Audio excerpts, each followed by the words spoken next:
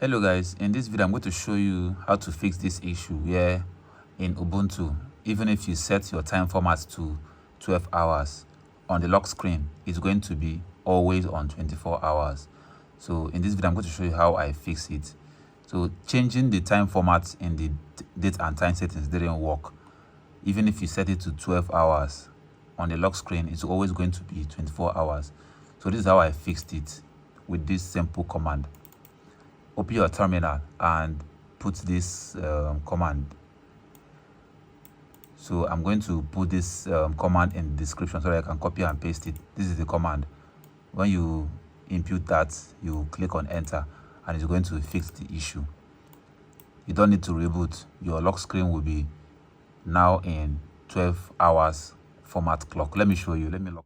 As you can see, that's how I fixed it. The lock screen time is now in 12 hours format. So that's all for this video. See you guys in the next one.